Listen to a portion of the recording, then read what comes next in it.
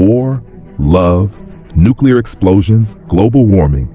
Just how much is our beautiful blue planet suffering? And who's responsible for all this? Us, humans.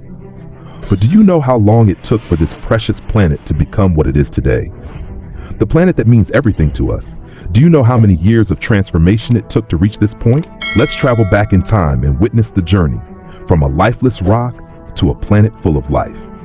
So come on, let's rewind the clock. Around 4.6 billion years ago, our solar system was just forming. A newborn star, the sun, was surrounded by clouds of dust and rock.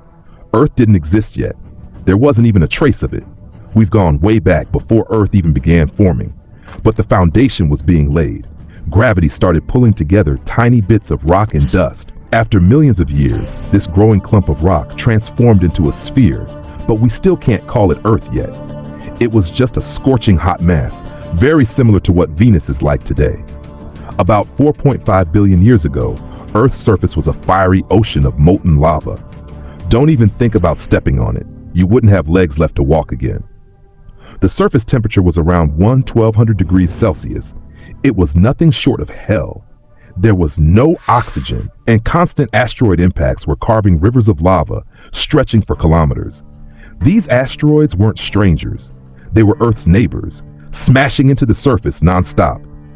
And look up, here comes another planet, Theia.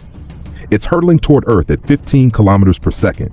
That's 20 times faster than a bullet. But this massive collision is important. It's about to give birth to something beautiful, our moon. At this point, Earth is surrounded by debris. Countless pieces of rock float around it. Earth even forms a ring, just like Saturn. This ring splits into two, one between Earth and the moon, and another behind the moon. From this ring, asteroids continue to rain down on Earth, but the real downpour hasn't even started yet.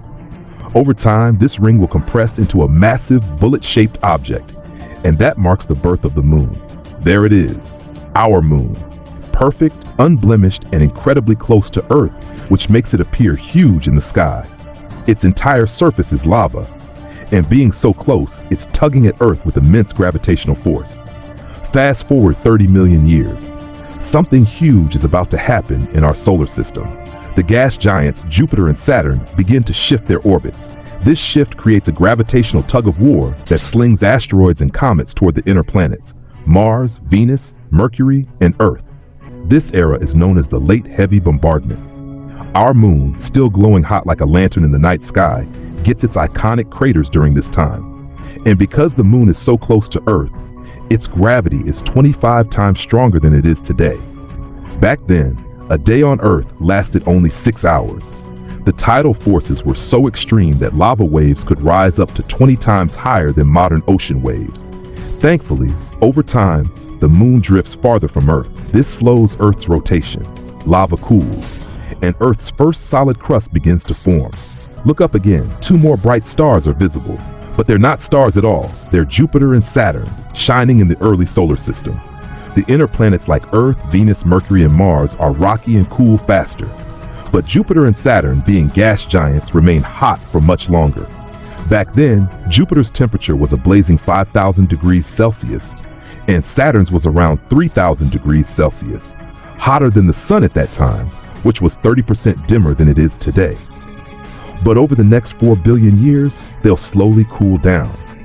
Back on Earth, there's now only one gas in the atmosphere, methane. Don't try to breathe it. You wouldn't last more than a few minutes. During the Late Heavy Bombardment, comets carrying water rained down on Earth.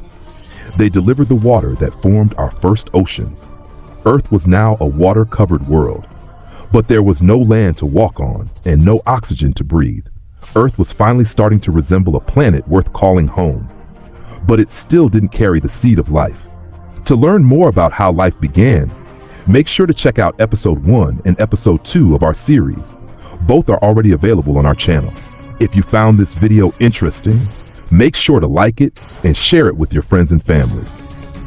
If you're new to the channel and want to see more amazing videos like this one, don't forget to subscribe and hit that notification bell.